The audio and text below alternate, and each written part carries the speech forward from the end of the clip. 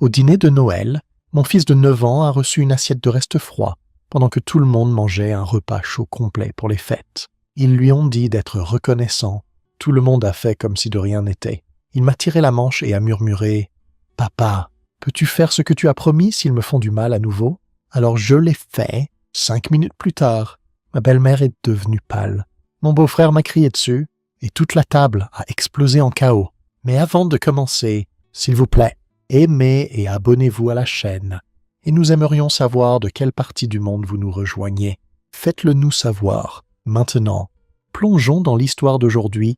Harry Rowe se tenait sur le seuil de son atelier de réparation, observant les dernières traînées de soleil d'octobre s'estomper sur la rue principale de Cedar Bluff. L'air portait ce froid particulier du Wisconsin qui traversait le flanel et s'installait dans les os. Il essuya ses mains sur un chiffon taché par 12 années d'huile moteur et de liquide de transmission.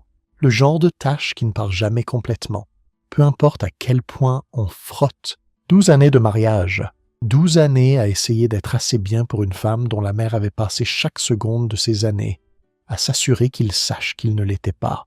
Les clochettes au-dessus de la porte de l'atelier tintèrent, tandis qu'il verrouillait pour la soirée. Son camion était garé sur le parking en gravier, rouillé au passage de roues mais fiable. C'était Harry en résumé, supposait-il. Pas tape à l'œil, pas impressionnant au standard de Lauren Fallon, mais il se présentait chaque jour et faisait le travail. Il payait ses factures, il prenait soin de son fils, il réparait ce qui était cassé, du moins quand il s'agissait de moteurs, de transmissions et de systèmes électriques qui avaient du sens. Les gens étaient de plus difficiles à réparer, surtout quand ils ne pensaient pas être cassés. Harry traversa la ville avec les fenêtres entr'ouvertes, laissant l'air froid le garder alerte. Cedar Bluff était le genre d'endroit où tout le monde connaissait votre nom et la moitié de vos affaires avant même que vous ne le sachiez. Le propriétaire du magasin de quincaillerie le salua de son porche. Mme Patterson, de Dina, lui fit un signe de tête en retournant son panneau sur « Fermé ». C'était chez lui depuis sa naissance, et il n'avait jamais voulu partir.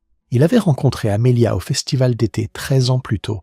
Elle était en visite de Madison, logée chez sa tante pour la saison. Et Harry avait pensé qu'elle était la plus belle chose qu'il ait jamais vue. Des cheveux noirs qui capturaient la lumière, un rire qui sonnait comme de la musique, et une façon de le regarder qui lui donnait l'impression d'être peut-être digne d'être regardé. Il s'était marié rapidement, trop rapidement, probablement, mais Harry était jeune et amoureux, et il avait pensé que cela suffisait. Ce n'est qu'après le mariage qu'il avait vraiment appris à connaître Lauren. La première fois qu'elle était venue visiter leur petit appartement, elle l'avait parcouru avec les lèvres pincées en une ligne fine, touchant les choses du bout des doigts, comme si elle pouvait attraper quelque chose. « Eh bien, » avait-elle dit enfin, s'installant sur leur canapé d'occasion avec une réticence visible, « je suppose que c'est cosy. Vous voudrez quelque chose de plus grand une fois que vous aurez une vraie carrière. » Harry, il en avait ri à l'époque, fait une blague sur le fait qu'il était encore en train de réfléchir. Amelia lui avait serré la main et changé de sujet, et il avait pensé que c'était fini, mais les commentaires de Lauren ne s'arrêtaient jamais. Ils évoluaient simplement, s'aiguisaient, trouvaient de nouveaux endroits tendres où atterrir. Quand Harry avait ouvert son atelier de réparation, travaillant 16 heures par jour pour le lancer, Lauren avait dit « un mécanicien ». Eh bien, quelqu'un doit faire ce genre de travail, je suppose. Quand il avait enfin commencé à faire des profits, à rembourser son prêt professionnel, elle avait dit « c'est bien d'être indépendant ». Pas d'échelle hiérarchique à gravir. Quand Michael était né et que Harry avait tenu son fils à l'hôpital, pleurant d'un amour pur et écrasant, Lauren avait dit « j'espère qu'il aura l'ambition d'Amelia. Les garçons en ont besoin. » Chaque commentaire était accompagné d'un sourire, chaque insulte était enveloppée de sollicitude, et Amelia avait toujours la même réponse. « C'est juste comme ça qu'elle est. Elle ne veut rien dire par là. » Harry s'engagea dans leur allée. C'était une petite maison, mais elle était à eux. Il avait réparé chaque centimètre lui-même au fil des ans, réparé les marches du porche, remplacé le chauffe-eau, refait le câblage de la cuisine, la rendant sûre, chaude et assez bonne pour sa famille, jamais assez bonne pour Lauren. La porte d'entrée s'ouvrit avant qu'il ne puisse l'atteindre. Michael se tenait là, 8 ans et petit pour son âge, avec les cheveux noirs d'Amelia et les yeux gris de Harry.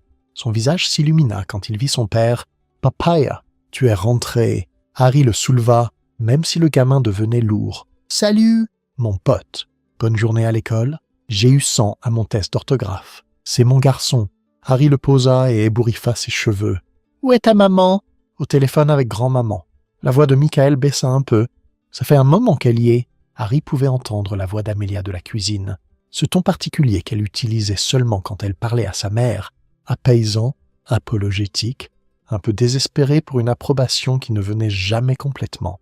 Il accrocha sa veste et suivit Michael dans le salon, où le garçon avait étalé ses devoirs sur la table basse. Harry s'agenouilla à côté de lui, regardant les problèmes de maths. Besoin d'aide pour quelque chose. Non, je gère. Michael mâchouilla son crayon, se concentrant dur. Puis, sans lever les yeux, il dit « Grand-maman vient pour Thanksgiving ». Quelque chose de froid s'installa dans l'estomac de Harry. « Ouais, ta maman l'a mentionné, elle a dit que ce serait sympa. Du temps en famille. » Michael leva les yeux vers lui, et il y avait quelque chose dans son regard qu'un enfant de 8 ans ne devrait pas avoir. De la lassitude. Elle a dit que je devais être sur mon meilleur comportement. Tu es toujours sur ton meilleur comportement? Grand-maman ne pense pas ça? Harry ouvrit la bouche pour répondre, mais la voix d'Amelia coupa à travers la cuisine. Harry, peux-tu venir ici? Il serra l'épaule de Michael et se leva. Dans la cuisine, Amelia était appuyée contre le comptoir avec son téléphone à la main, l'air fatigué. Elle était encore belle, encore la femme dont il était tombé amoureux, mais il y avait maintenant des rides autour de ses yeux qui n'étaient pas là quelques années plus tôt, des rides de stress, de tension. Maman veut faire Thanksgiving chez elle cette année, dit-elle avant même qu'il puisse dire bonjour. Je lui ai dit que ce serait bien. Harry croisa les bras, s'appuyant contre le cadre de la porte. Tu m'as demandé d'abord. C'est Thanksgiving, Harry. On fait toujours les fêtes en famille. On l'a fait chez elle l'année dernière. Et l'année d'avant, et celle d'avant encore. La mâchoire d'Amelia se serra. Quel est ton point? Mon point est que chaque fois qu'on y va, ta mère trouve un moyen de faire se sentir petit Michael. La dernière fois, elle lui a dit que son écriture ressemblait à celle d'un élève de première année. L'avant-dernière fois, elle a dit qu'il était trop maigre et qu'il devait faire plus de sport. Elle essaie juste de l'aider à s'améliorer. Harry rit, mais il n'y avait pas d'humour dedans. Ce n'est pas de l'aide, c'est de la critique déguisée en sollicitude. Tu es trop sensible. Je suis protecteur. Il y a une différence. Il gardait sa voix basse, conscient que Michael pouvait probablement les entendre. Chaque fois qu'on quitte la maison de ta mère, Michael est plus silencieux. Il se renferme. Il faut des jours avant qu'il redevienne normal. Amelia posa son téléphone durement sur le comptoir. C'est sa grand-mère. Elle l'aime. Alors elle a une sacrée façon de le montrer. Ils se fixèrent l'un l'autre à travers la cuisine. Le réfrigérateur bourdonnait, l'horloge au mur tiquait. Dehors, quelque part, un chien aboyait. Finalement, Amelia dit « On va chez elle pour Thanksgiving ». C'est déjà décidé. Harry voulait argumenter plus, voulait poser son pied à terre, mais il pouvait voir la position de ses épaules. Le menton levé obstinément. C'était une posture qu'il avait vue 1000 fois, héritée directement de Lorraine. Quand Amelia décidait quelque chose, surtout quelque chose que sa mère voulait, il n'y avait pas moyen de la faire changer d'avis. « D'accord ?» dit-il. « Mais si elle commence sur Michael, on part. » Elle ne le fera pas. Elle le fait toujours. Amelia se détourna de lui. « Commençons à sortir des choses du réfrigérateur pour le dîner. Tu dois juste lui donner une chance. Harry, elle n'est pas aussi mauvaise que tu le prétends. » Mais elle l'était. Elle l'était vraiment. Harry repensa à toutes les fois où Lorraine l'avait appelé au fil des ans, quand elle avait besoin que sa terrasse soit rénovée et voulait de la main-d'œuvre gratuite, quand sa voiture avait besoin de réparations et qu'elle les attendait gratuitement, quand elle avait besoin de quelqu'un pour déplacer des meubles, ou réparer son broyeur à déchets, ou installer un nouveau ventilateur de plafond. Harry, peux-tu m'aider avec ça? Harry, tu es si habile. Harry, je ne demanderais pas si ce n'était pas important. Il y allait toujours, aidait toujours, faisait le travail sans se plaindre, et elle parlait encore de lui comme s'il était une déception que sa fille avait acceptée. Il se rappelait le jour où Michael avait gagné la foire scientifique de l'école. Le gamin avait travaillé des semaines sur un projet sur l'énergie renouvelable, restant éveillé tard avec Harry pour construire un modèle fonctionnel d'éolienne. Quand il avait obtenu la première place dans sa classe, Harry avait été si fier qu'il avait failli exploser. Il avait appelé tous ceux qu'il connaissait, posté des photos, préparé le dîner préféré de Michael pour célébrer. Lorraine était venue ce soir-là. Elle avait regardé le trophée, sourit ce sourire fin, et dit « Eh bien, bravo pour lui, mais n'exagérons pas.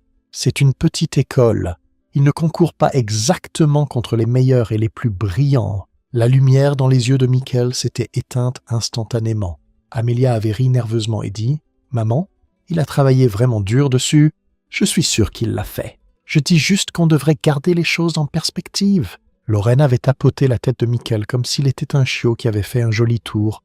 Pas besoin de lui donner la grosse tête pour ça. Harry s'était excusé pour aller au garage après ça. Il était resté dans le noir, les mains tremblantes, voulant retourner à l'intérieur et dire à Lorraine exactement ce qu'il pensait de sa philosophie parentale. Mais Amelia était sortie et lui avait demandé de ne pas faire de scène. S'il te plaît, sa mère ne le disait pas comme ça sonnait. Est-ce qu'il ne pouvait pas juste laisser passer pour cette fois? Il avait laissé passer. Il avait laissé passer beaucoup de choses au fil des ans, mais chaque fois qu'il laissait quelque chose passer, un petit morceau de son mariage partait avec. Un peu plus de distance s'ouvrait entre lui et Amelia. Elle continuait à choisir sa mère plutôt que lui, plutôt que Michael, plutôt que la famille qu'ils avaient construite ensemble. Ce soir-là, après le dîner, Harry s'assit avec Michael sur le porche arrière. L'air de novembre était vif et propre. Les étoiles sortaient, des points lumineux contre le ciel qui s'assombrissait. Michael s'appuya contre lui, et Harry passa son bras autour des épaules minces de son fils. « Papa, ouais, mon pote, si grand-maman dit quelque chose de méchant à nouveau à Thanksgiving, est-ce que tu me défendras ?» La gorge de Harry se serra.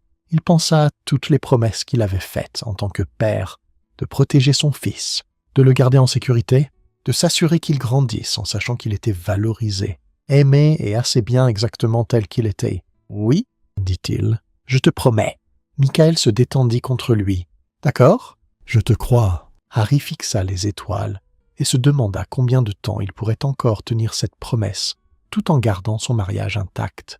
Se demanda si peut-être ces deux choses étaient mutuellement exclusives maintenant. À l'intérieur, il pouvait entendre Amelia au téléphone à nouveau. La voix de sa mère était assez forte pour porter à travers les murs, parlant de quelque chose qui requérait l'accord complet et l'attention d'Amelia. Ça l'était toujours. Harry ferma les yeux et serra un peu plus fort son fils. Le vent froid du Wisconsin se leva, faisant claquer les branches nues des arbres. L'hiver arrivait tôt cette année. Il pouvait le sentir dans l'air. Cette qualité particulière de gel approchant, le genre de froid qui s'infiltrait dans tout et ne lâchait pas jusqu'au printemps. Le genre qu'on devait endurer ou duquel on devait s'échapper entièrement. Thanksgiving arriva comme une obligation que Harry ne pouvait pas secouer. Il avait passé la semaine précédente avec un nœud à l'estomac qu'aucune quantité d'antiacide ne pouvait soulager. Michael avait été silencieux, se renfermant sur lui-même comme il le faisait toujours avant les rassemblements familiaux chez les Fallon. Amelia avait été brusque avec eux deux, stressée à l'idée de s'assurer que tout soit parfait, tout exactement comme sa mère l'attendait. Le trajet jusqu'à la maison de Lorraine prit 40 minutes. Elle vivait dans une plus grande maison en périphérie de la ville, le genre d'endroit avec une pelouse manucurée et un aménagement paysager coûteux qu'elle payait d'autres personnes pour entretenir. Son défunt mari l'avait laissée à l'aise, et elle s'assurait que tout le monde le sache. La maison elle-même était assez jolie, style victorien avec un porche enveloppant, mais Harry ne s'y était jamais senti bienvenu. C'était comme entrer dans un musée où on s'attendait à ce que vous gardiez vos mains pour vous et votre voix basse. Le camion de Heath était déjà dans l'allée. Le frère d'Amelia vivait encore dans l'appartement au sous-sol que leur mère avait converti pour lui des années plus tôt. Il avait 36 ans maintenant, n'avait jamais tenu un emploi plus de 6 mois, et Lorraine le traitait encore comme s'il était à une mauvaise passe d'être couronné de succès. Harry avait une théorie différente sur ce à quoi Heath était à une mauvaise passe, mais il gardait ses pensées pour lui. Ils se garèrent et rassemblèrent leurs affaires. Amelia avait fait 2 tartes maison parce que Lorraine avait mentionné qu'elle préférait les desserts faits maison. Michael serrait une dinde en papier de construction qu'il avait faite en cours d'art, et Harry pouvait voir ses mains trembler légèrement. « Ça va aller ?» dit Amelia, plus pour elle-même que pour eux. Elle vérifia son reflet dans la vitre de la voiture, lissant ses cheveux. « Juste quelques heures, on peut le faire. » Harry prit la main de Michael tandis qu'il marchait vers la maison. La paume du garçon était moite de sueur nerveuse, avant qu'il ne puisse frapper. La porte s'ouvrit. Lorraine se tenait là dans un pull crème et des perles. Ses cheveux argentés, parfaitement coiffés, elle avait la 60aine bien entamée, mais pouvait passer pour plus jeune. Elle y travaillait. Harry le savait. Visites régulières au salon. Crème pour la peau coûteuse. Un entraîneur personnel 2 fois par semaine. Tout cela conçu pour maintenir l'image d'une femme qui avait tout sous contrôle. Vous voilà. Son sourire était lumineux, mais n'atteignait pas tout à fait ses yeux. Entrez, Entrez, vous êtes pile à l'heure. » Elle serra Amelia en premier, fort et possessivement, puis fit un bref signe de tête à Harry, qui reconnaissait l'existence sans vraiment accueillir, quand elle se tourna vers Michael. Son sourire vacilla légèrement. « Bonjour, Michael. Mon Dieu, tu es encore si petit pour ton âge, n'est-ce pas ?» Les épaules du garçon se voûtèrent. Harry sentit sa mâchoire se serrer. « Il grandit très bien, » dit Harry d'un ton égal. « Bien sûr, bien sûr. » Lorraine les fit entrer. La maison sentait la dinde rôtie et quelque chose de floral d'une de ses nombreuses bougies. « Heath est déjà là? Il m'aide avec le dîner. Un si bon fils. » L'implication flottait dans l'air. Un si bon fils. Contrairement au gendre qui fait du travail manuel et ne gagne pas assez d'argent, le salon était chaud, presque trop chaud. Heath était étalé sur le canapé, regardant le football, une bière déjà à la main malgré qu'il soit à peine midi. Il leva les yeux quand ils entrèrent, ses yeux s'attardant sur Harry avec un mépris mal dissimulé. « Harry, » dit-il, sans se lever. « Heath, le match est à égalité. » Les Vikings étouffent, comme d'habitude. Harry ne répondit pas. Il avait appris des années plus tôt que s'engager avec Heath était inutile. L'homme avait construit toute sa personnalité autour d'être l'enfant préféré de Lorraine, celui qui ne pouvait rien faire de mal malgré qu'il ne fasse rien du tout. Michael essaya de tendre sa dinde en papier à sa grand-mère. « Je l'ai faite pour toi en cours d'art. » Lorraine la prit entre deux doigts, la tenant éloignée de son corps comme si elle pouvait tacher son pull. Comme c'est créatif, on trouvera une place pour elle quelque part. Elle la posa sur une table d'appoint, la rejetant déjà. « Maintenant, pourquoi ne vous mettez-vous pas à l'aise pendant que je finis en cuisine? »« Amelia, ma chérie, peux-tu m'aider ?» Amelia suivit sa mère sans question, laissant Harry et Michael seuls avec Heath. Les trois s'assirent dans un silence inconfortable. Le match de football continuait, les commentateurs discutant des jeux et des statistiques. Michael resta près de Harry, pressé contre lui sur le canapé, deux places. Heath but sa bière et fit occasionnellement des commentaires sur le match auquel personne ne répondit. De la cuisine. Harry pouvait entendre le murmure des voix. Le ton de Lorraine était sucré avec cette pointe particulière qu'elle prenait quand elle était subtilement critique. Les réponses d'Amelia étaient calmes, agréables. Il avait entendu des variations de cette conversation 100 fois, Lorraine offrant des conseils qui n'en étaient pas vraiment. Amelia acceptant la critique déguisée en sollicitude. « Ton garçon ne parle pas beaucoup. »« Rien » dit Heath soudainement. Harry le regarda. « Il parle quand il a quelque chose à dire. »« Maman dit qu'il est trop mou. » dit qu'Amelia le dorlote trop. Heath prit une autre gorgée. « Les garçons doivent être plus durs. Mon père l'aurait redressé s'il était encore là. Heureusement qu'il n'est pas ton fils alors. » La bouche de Heath s'ouvrit et se ferma. Son visage vira au rouge foncé. « Tiou, je n'ai pas fini. » La voix de Harry était encore calme, mais il y avait de l'acier dessous maintenant. « Tu parles de durcir, Michael. Tu dis qu'il doit apprendre que le monde se fiche de ses sentiments. Mais la vérité est ce que tu as peur. Peur qu'un garçon de 8 ans ait plus de courage et plus de cœur que tu n'en as jamais eu. Qu'il grandisse pour devenir tout ce que tu n'es pas. » Le silence qui suivit fut absolu. Amelia attrapa le bras de Harry, ses doigts s'enfonçant fort. « Arrête ça tout de suite. Tu nous embarrasses. Nous ?» Harry regarda sa femme, vraiment regardé. « Quand as-tu défendu Michael pour la dernière fois? Quand as-tu choisi lui plutôt que ta mère pour la dernière fois? Ce n'est pas juste. » « Juste. » Harry libéra son bras. « Ta mère vient de servir à notre fils une assiette froide de nourriture, comme s'il ne valait pas l'effort d'un soin approprié. Et tu t'inquiètes d'être embarrassé? » Lorraine se leva, ses mains à plat sur la table. Quand elle parla, sa voix était assez froide pour geler le feu. « Amelia, vois-tu ce que je veux dire? Il est instable, volatile, et c'est l'homme qui élève ton fils. » Cette phrase, ces mots, ce fut le moment où quelque chose de fondamental changea en Harry Rowe. Il ne cria pas, n'argumenta pas. Il marcha simplement jusqu'à où Michael était assis, fixant encore l'assiette froide qui avait été déplacée, et prit la veste du garçon du dossier de sa chaise. « Rassemble tes affaires. Mon pote, on part. »« Harry, tu ne peux pas juste. » commença Amelia. « Regarde-moi. » Il aida Michael à enfiler sa veste, les mains du garçon tremblant tandis qu'il les passait dans les manches. « Tu peux rester si tu veux, mais on en a fini ici. » La voix de Lorraine s'éleva, tranchante et victorieuse. « Vous ne pouvez pas partir. On est au milieu du dîner de Thanksgiving. C'est ridicule. Harry, tu es absolument ridicule. » Harry ouvrit la porte d'entrée. L'air froid de novembre s'engouffra. Propre et vif, il guida Michael sur le porche. puis se tourna pour un dernier regard sur la scène à l'intérieur. Amelia était encore figée près de la table. Heath était rougeau et balbutiant.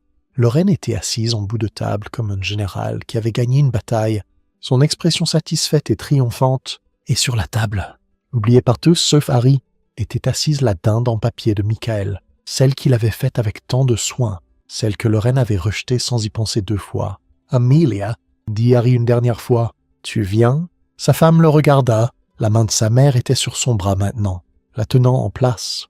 Quand Amelia parla, sa voix était petite. « Tu déchires cette famille ?»« Non, » dit Harry. « Je la vois enfin pour ce qu'elle est vraiment. » Il ferma la porte. La marche jusqu'au camion sembla surréaliste.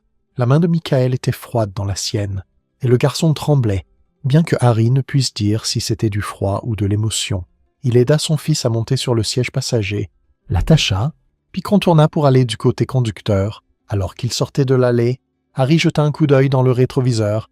La maison se tenait là, chaude et lumineuse, et parfaitement décorée, avec Lorraine Fallon à l'intérieur, gagnant une autre bataille dans une guerre que Harry n'avait pas réalisé qu'il menait.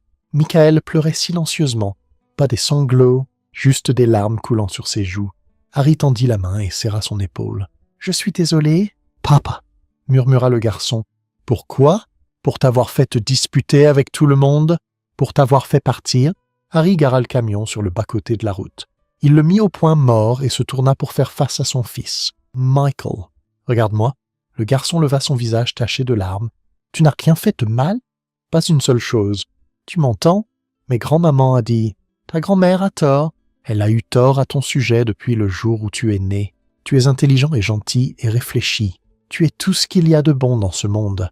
Et si elle ne peut pas voir ça, c'est son échec, pas le tien. Maman n'est pas venue avec nous. » La poitrine de Harry se serra. « Je sais, mon pote, je sais. » Ils restèrent assis là, sur le bord de la route, tandis que le soleil commençait à sombrer vers l'horizon. Jetant de longues ombres sur les champs gelés, d'autres voitures les dépassèrent, des familles rentrant de leur propre dîner de Thanksgiving. Et Harry se demanda combien d'entre elles étaient vraiment heureuses, combien faisaient juste semblant, allaient juste à travers les motions, survivaient si juste jusqu'à ce que la fête soit finie. Finalement, il reprit la route et les ramena à la maison. Leur petite maison semblait chaude et accueillante, après la perfection froide de la mansion de Lorraine. Harry déverrouilla la porte et ils entrèrent, et le silence sembla un soulagement après toute la tension et le conflit. « Tu as faim ?» demanda Harry. Michael secoua la tête. « Pas vraiment. Moi non plus. » Harry accrocha leur veste, et si on commandait une pizza plus tard et qu'on regardait le film que tu veux, un petit sourire perça à travers les larmes. « Vraiment ? Vraiment, c'est une fête. On devrait faire quelque chose qui nous rend vraiment heureux. » Ils s'installèrent sur le canapé ensemble. Harry trouva un vieux film que Michael aimait. Quelque chose avec de l'aventure et des héros et des lignes claires entre le bien et le mal. Pendant qu'il jouait, son fils se détendit progressivement contre lui, la tension quittant son petit corps, mais Harry ne pouvait pas se détendre. Son esprit courait, repassant la scène au dîner, le visage d'Amelia, la suffisance de Lorraine, le mépris de Heath, mais surtout, il continuait à voir cette assiette froide de nourriture, la cruauté décontractée de cela, le message que ça envoyait à un enfant sur sa valeur, et Amelia était juste restée là. C'était la partie que Harry ne pouvait pas dépasser. Pas qu'elle ait défendu sa mère, pas qu'elle ait été en colère contre lui, mais qu'elle soit juste restée là et l'ait laissé se produire, et laisser sa mère humilier leur fils, puis ait agi comme si Harry était le problème pour avoir enfin dit assez. Vers 7 heures, son téléphone commença à sonner. Amelia. Il le laissa aller sur la messagerie. Ça sonna à nouveau 5 minutes plus tard. Il refusa l'appel. Des messages textes commencèrent à arriver, chacun escaladant en urgence et en colère. « Comment as-tu pu partir comme ça ? Tu m'as complètement humilié devant ma famille. Ma mère est dévastée. Rappelle-moi maintenant. On doit parler de ça. » Harry tourna son téléphone face contre la table basse. « C'est maman. » demanda Michael calmement. « Ouais. » Elle est en colère. « Ouais. » Michael fut silencieux un moment, puis dit « Est-ce que c'est ma faute ?» Harry appuya sur pause sur la télécommande et se tourna pour faire face à son fils pleinement. « Michael, j'ai besoin que tu comprennes quelque chose. Les adultes font leur propre choix. Ta maman a choisi de rester chez ta grand-mère. J'ai choisi de te ramener à la maison. Rien de tout ça n'est ta faute. Tu es un enfant. C'est des trucs d'adultes et tu n'as pas à emporter le poids. Mais si je n'avais rien dit, rien n'aurait changé. et cette assiette froide de nourriture aurait été juste une chose de plus que tout le monde faisait semblant d'être OK. Harry passa une main dans ses cheveux. Parfois, être silencieux et garder la paix n'est pas vraiment paisible. Parfois, c'est juste laisser les gens te faire du mal sans riposter. Michael sembla considérer cela. Est-ce que grand-maman t'a fait du mal à toi aussi? Pas juste moi. La question prit Harry au dépourvu. Il avait passé tant d'années à protéger Michael de la vérité, essayant de le protéger de la réalité du mépris de Lorraine pour eux deux. Mais son fils était plus intelligent qu'il ne lui avait donné crédit. Il voyait les choses, comprenait les choses. Ouais, mon pote, elle l'a fait pendant longtemps. Alors je suis content que tu l'aies enfin arrêté. Ces mots simples de son fils de 8 ans frappèrent Harry plus fort que n'importe laquelle des piques de Lorraine. Parce que Michael avait raison. Il l'avait enfin arrêté. Après 12 ans à l'endurer, à l'avaler, à la laisser passer pour le bien de l'harmonie familiale. Harry avait enfin tracé une ligne, et sa femme s'était placée de l'autre côté. La porte d'entrée s'ouvrit vers 21h30.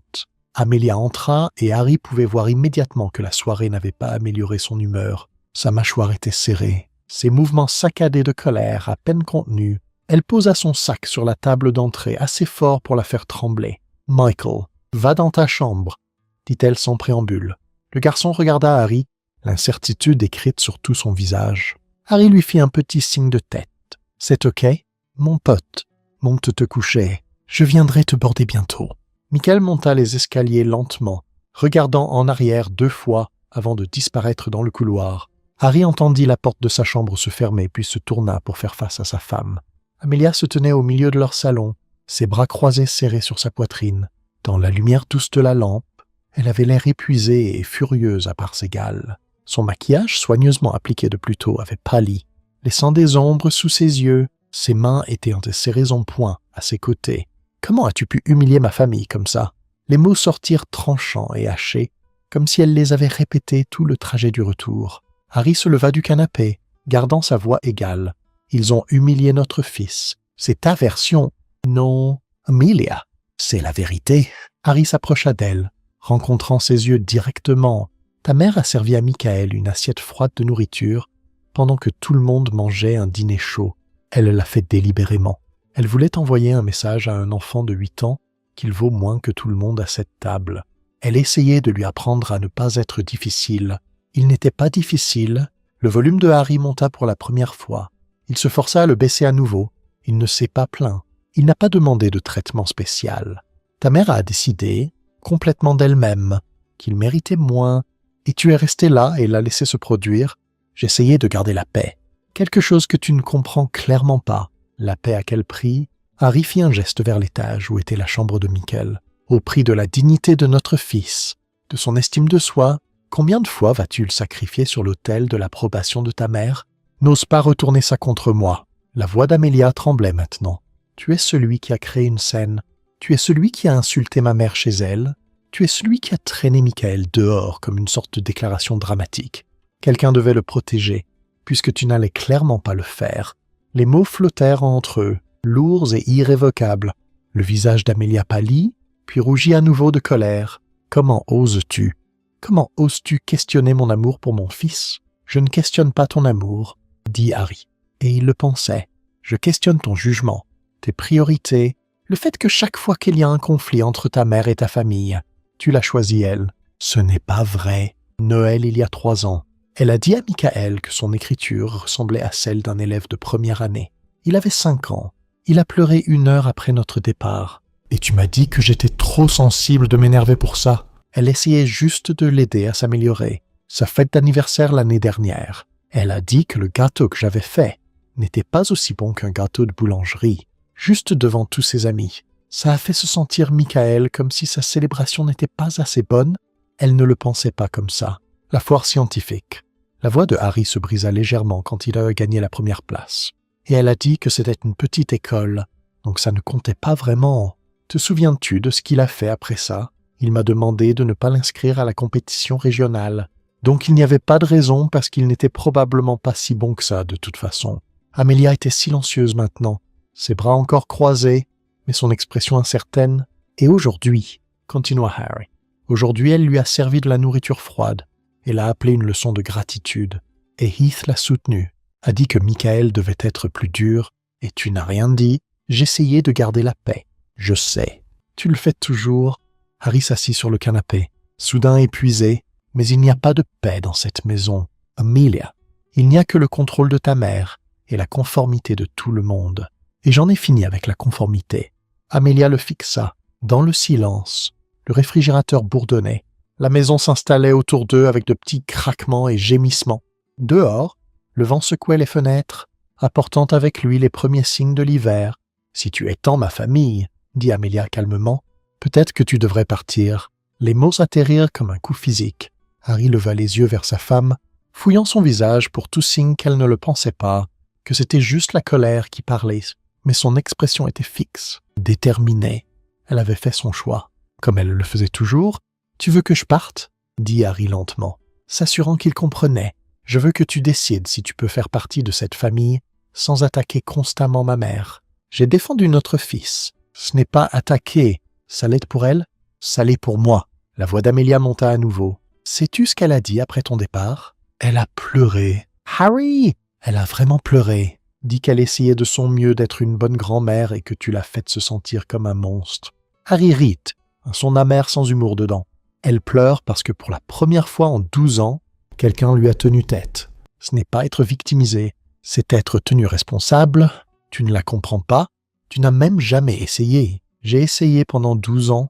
Amelia, j'ai avalé chaque insulte, chaque commentaire passif-agressif, chaque façon qu'elle a trouvé de me faire me sentir petit. Je l'ai laissé m'utiliser pour du travail gratuit pendant qu'elle parle de moi comme si j'étais sans valeur. J'ai regardé comment elle ébréchait la confiance de notre fils pendant que tu me dis que elle veut bien faire.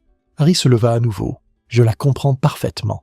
C'est une personne cruelle qui utilise l'amour comme une arme et la famille comme un bouclier, et tu deviens exactement comme elle. La main d'Amelia vola en l'air et pendant une seconde, Harry pensa qu'elle pourrait vraiment le gifler. Mais elle se retint, baissa sa main et dit plutôt la chose qui faisait plus mal que n'importe quel coup physique. « Sors d'ici, Amelia. » J'ai dit « Sors d'ici, fais un sac. Va rester ailleurs. Je ne peux même pas te regarder en ce moment. » Harry resta là, suspendu dans le moment, essayant de trouver les bons mots pour tirer ça en arrière du bord. Mais en regardant le visage de sa femme, la position de sa mâchoire et le froid dans ses yeux, il réalisa qu'il n'y avait pas de bons mots. Ça arrivait depuis des années, chaque ressentiment non dit, chaque dispute avalée, chaque fois qu'il avait choisi le silence plutôt que la confrontation pour garder la paix, n'avait fait que retarder l'inévitable. « D'accord, dit-il enfin, je vais partir.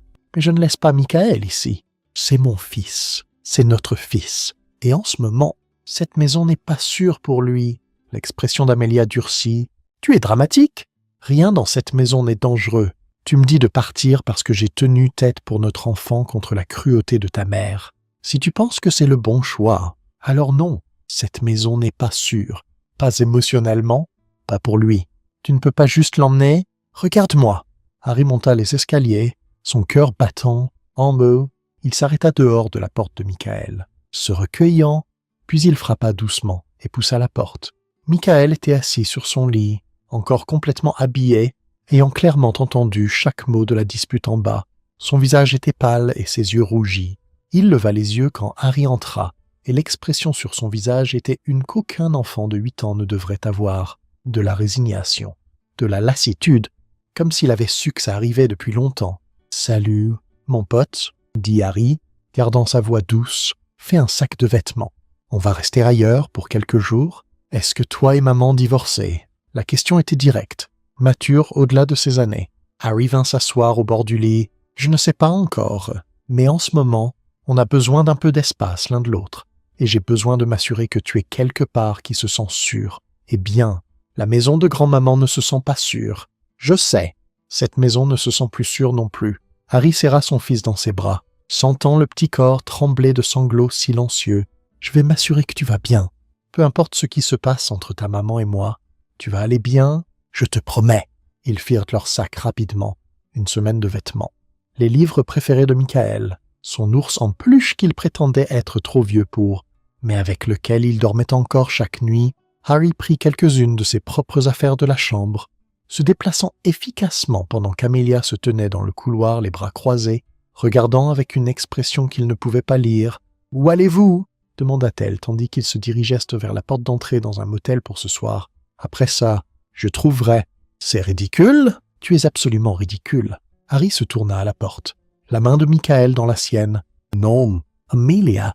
Pour la première fois en 12 ans, je suis un père. C'est tout ce que je suis. Il guida Michael dans la nuit froide de novembre.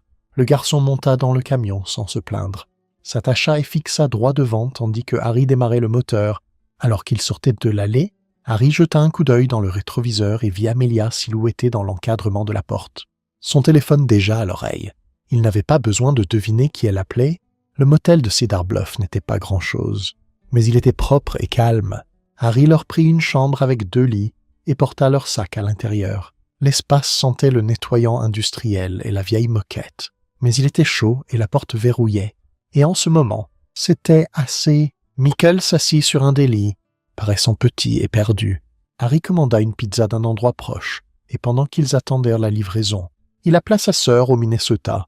Elle répondit à la 3e sonnerie. « Harry, il est presque 23 heures. Qu'est-ce qui ne va pas ?» Il lui donna la version abrégée, gardant sa voix basse, pour que Michael n'entende pas tous les détails. Quand il finit, il y eut une longue pause à l'autre bout. Il était temps. « Quoi ? J'attendais que tu tiennes enfin tête à cette femme depuis des années. Maman et moi en parlons tout le temps. On pouvait voir ce qu'elle te faisait. Vous n'avez jamais rien dit. Est-ce que tu aurais écouté? Harry pensa. Probablement pas, exactement. Parfois, les gens doivent arriver à des réalisations par eux-mêmes. La voix de sa sœur s'adoucit. Comment va Michael? Harry regarda son fils, qui zappait les chaînes de télé sans vraiment en regarder aucune. Secoué. Triste. Mais il ira bien. Et toi? Je ne sais pas encore. Demande-moi dans quelques jours. Ils parlèrent encore quelques minutes avant que Harry ne raccroche. La pizza arriva et lui et Michael la mangèrent assis sur les lits du motel, regardant un film d'animation dont aucun ne se souciait vraiment. Quand Michael s'endormit enfin, Harry s'assit dans le fauteuil près de la fenêtre et fixa le parking. Son téléphone vibra avec des textos, certains d'Amelia, quelques-uns de numéros qu'il ne reconnaissait pas, probablement Lorraine ou Heath utilisant des téléphones différents. Il les ignora tous. Peu importe ce qu'ils avaient à se dire pouvait attendre jusqu'au matin. Demain, il devait trouver un vrai logement. Il devait appeler un avocat. Il devait commencer à prendre les décisions difficiles qui venaient avec la séparation et possiblement le divorce. Mais ce soir, il avait juste besoin de s'asseoir dans cette chambre de motel calme et laisser la réalité de tout ça s'imprégner.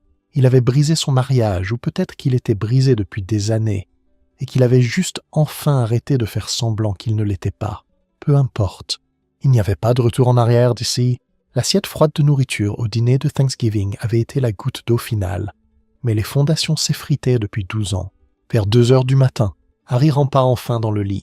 Michael avait migré vers son lit à un moment, recroquevillé contre le côté de Harry comme il le faisait quand il était plus petit. Harry passa son bras autour de son fils et ferma les yeux. Demain apporterait des conséquences. Du conflit, la réalité désordonnée de démêler une vie qu'il avait passé plus d'1 décennie à construire. Mais ce soir, son fils était en sécurité. C'était ce qui comptait. C'était tout ce qui comptait. 2 jours plus tard, Harry s'assit en face de David Sean, un avocat en droit familial dont le bureau était au-dessus du magasin de quincaillerie sur la rue principale. Il était venu recommandé par un ami de l'église, quelqu'un en qui Harry avait confiance pour le diriger vers quelqu'un de compétent et honnête. David avait la 50aine, cheveux gris et calmes, avec le genre de présence stable qui mettait les gens à l'aise, même dans des situations difficiles. Il écouta l'histoire de Harry sans interrompre, prenant des notes occasionnelles sur un bloc-notes jaune. Quand Harry finit, David posa son stylo et se pencha en arrière dans son fauteuil. « Première question, dit-il. Voulez-vous sauver ce mariage? » Harry se posait cette même question depuis 2 jours. « Je veux que ma femme choisisse notre fils plutôt que sa mère. Je veux qu'elle voie à quel point sa famille est toxique. Je veux qu'elle comprenne que protéger Michael n'est pas négociable. Ce n'est pas ce que j'ai demandé, je sais. » Harry se frotta le visage. « Je ne pense pas que le mariage puisse être sauvé. Pas si elle ne change pas, et je ne pense pas qu'elle le fera. » David hocha lentement la tête. « Alors on doit parler de la garde. Vous restez actuellement dans un motel avec votre fils. Ce n'est pas durable à long terme. Comment Amelia a-t-elle été depuis que vous êtes parti? Elle a appelé 20 fois. Laissé une 12aine de messages vocaux. La plupart sont en colère. Certains essaient de négocier mon retour. Elle veut que je m'excuse auprès de sa mère. Allez-vous le faire? Non, bien, ne le faites pas. David sortit un nouveau bloc-notes. Voici ce qu'on va faire. D'abord, vous allez déposer une demande de séparation légale avec une requête pour garde temporaire primaire. Ça établit un arrangement formel et protège votre position. Deuxièmement, vous allez commencer à documenter tout, chaque interaction avec Lorraine. Chaque fois qu'Amelia choisit sa mère plutôt que le bien-être de Michael, chaque incident qui démontre le mal émotionnel fait « Je n'ai pas beaucoup de documentation jusqu'à présent, alors on commence à la rassembler maintenant. » Messages texty, messages vocaux, emails. Si Lorraine dit quelque chose d'inapproprié, notez-le immédiatement avec date et heure. Si Michael vous dit quelque chose qui s'est passé, notez ça aussi. David se pencha en avant. « Hé Harry, j'ai besoin que vous compreniez quelque chose. Ça va devenir moche. Lorraine semble être le type qui ne trompe pas sans combattre. Elle va tourner Amelia contre vous encore plus. Elles vont vous peindre comme instable, agressif, un mauvais père. Vous devez être préparé à ça. Je le suis. L'êtes-vous. » L'expression de David était sérieuse, parce que d'après mon expérience, les gens disent qu'ils sont préparés pour des divorces moches, mais ils sont rarement prêts pour à quel point ça peut devenir personnel et vicieux. Surtout quand vous avez affaire à quelqu'un comme Lorraine qui a quelque chose à perdre. Qu'a-t-elle à perdre? Le contrôle, l'influence, son image de grand-mère parfaite. Si vous obtenez la garde primaire et pouvez prouver qu'elle aura été émotionnellement abusive, ce n'est pas quelque chose qu'elle peut tourner. Ça la suit. Dans une ville comme Cedar Bluff, la réputation compte. Harry pensa, Lorraine avait passé sa vie entière à cultiver une image de perfection.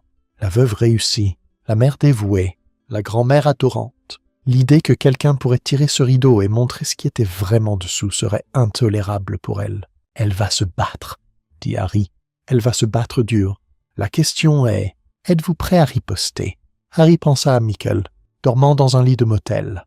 Pensa à l'assiette froide de nourriture, pensa à 12 ans à regarder la confiance de son fils s'ébrécher, morceau par morceau. « Oui, dit-il, je suis prêt. » David sourit sombrement. « Alors mettons-nous au travail. » Ils passèrent les 2 heures suivantes à passer en revue les détails.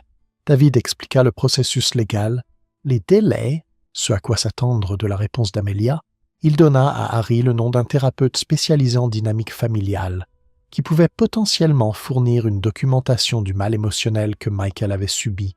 Il aida Harry à rédiger un texto à Amelia, l'informant de son intention de déposer pour séparation et demandant que Michael ne soit pas laissé seul avec Lorraine pendant ce temps. Quand Harry quitta le bureau, il se sentit plus stable. Avoir un plan aidait. Avoir quelqu'un dans son coin qui comprenait le paysage légal aidait encore plus. Il alla chercher Michael à l'école cet après-midi-là. Il restait au motel depuis 3 jours maintenant, et Harry avait inscrit Michael dans un arrangement temporaire où l'école savait de le relâcher seulement à Harry. Michael monta dans le camion avec son sac à dos, paraissant fatigué. Comment était l'école? Ok. Maman est venue à l'heure du déjeuner. L'estomac de Harry se noua. Qu'est-ce qui s'est passé? Elle voulait que je rentre à la maison avec elle. J'ai dit que je voulais rester avec toi. Elle s'est fâchée. La voix de Michael était petite. Elle a dit que tu étais égoïste, que tu me gardais loin d'elle. Je ne te garde pas loin d'elle. Mon pote, tu peux la voir quand tu veux. Je ne veux juste pas que tu sois chez ta grand-mère en ce moment. Je ne veux pas y être non plus. Michael regarda par la fenêtre. Certains enfants ont demandé pourquoi je n'étais pas à Thanksgiving. Je ne savais pas quoi leur dire. Harry se gara sur un parking et se tourna pour faire face à son fils. Tu leur dis la vérité?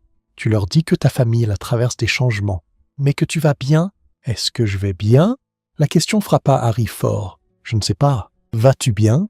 Michael fut silencieux un long moment, puis il dit « Je me sens mal que toi et maman vous disputiez à cause de moi, mais je me sens aussi plus léger, comme si je n'avais pas à m'inquiéter que grand-maman dise quelque chose de méchant, ou que oncle Heath m'appelle mou, ou que maman se fâche quand je lui dis que ça m'a blessé. Ce n'est pas à cause de toi. Michael, c'est parce que j'ai enfin fait ce que j'aurais dû faire il y a des années. » Ils restèrent sur le parking un peu plus longtemps, parlant des sentiments de Michael, de ses peurs, de ses questions sur ce qui venait ensuite. Harry n'avait pas toutes les réponses, mais il essaya d'être honnête sur ce qu'il ne savait pas. Oui, les choses changeraient. Oui, ce serait dur parfois. Mais non. Rien de tout ça n'était la faute de Michael. Et oui, Harry s'assurerait qu'il aille bien peu importe quoi. Ce soir-là, Harry trouva une petite maison de location en bordure de la ville. Ce n'était rien de fantaisiste, juste un cottage de 2 chambres qui appartenait à une femme âgée. qui avait emménagé en résidence assistée. Son fils gérait la propriété et était prêt à faire un bail mois par mois, jusqu'à ce que Harry trouve quelque chose de plus permanent. Ils emménagèrent le lendemain avec leurs maigres affaires du motel. Harry acheta des meubles basiques au magasin d'occasion et prépara d'abord la chambre de Michael, s'assurant qu'elle se sente confortable et sûre. Sa propre chambre pouvait attendre. Une semaine après Thanksgiving, Heath se présenta à l'atelier de réparation de Harry. Harry était sous un pick-up Ford en train de remplacer un support de transmission quand il entendit des bottes sur le sol en béton. Il roula dessous le camion et trouva Heath debout là, les bras croisés, le visage rouge de colère. « On doit parler », dit Heath. Harry se leva lentement, essuyant ses mains sur un chiffon. « Vraiment, tu n'es plus bienvenu dans notre famille. »« Ok. » Heath cligna des yeux, s'attendant clairement à plus de résistance. « As-tu entendu ce que j'ai dit ? » ?»« Je t'ai entendu, et j'ai dit ok. » Harry posa le chiffon et lui fit face pleinement. « Ta famille a été claire pendant 12 ans que je n'étais jamais vraiment bienvenu. J'étais juste utile. Quelqu'un pour faire du travail gratuit et fournir des petits-enfants et être une cible pratique pour le mépris de ta mère. Donc ouais, je ne suis pas bienvenu. C'est bien pour moi. Tu vas t'excuser auprès de ma maman et tu vas admettre que tu étais hors de ligne à Thanksgiving. » Harry rit. Ce n'était pas un son gentil. « Non, je ne le ferai pas. » Heath s'approcha, essayant d'utiliser sa taille pour intimider. Il avait quelques centimètres de plus que Harry et probablement 14 kilos, la plupart venant de la bière et de la cuisine de sa mère. « Tu n'as pas le cran de nous couper. Amelia reviendra à la raison et tu seras de retour, suppliant d'être laissé rentrer parce que tu ne peux pas survivre sans nous. » « Heath, j'ai survécu malgré vous. Il y a une différence. Tu penses que tu es tellement mieux que nous. Je ne pense pas que je suis mieux. Je pense juste que j'en ai fini. » La voix de Harry était calme, mais il y avait de la finalité dedans. Fini d'être manqué de respect. Fini de regarder mon fils être démoli.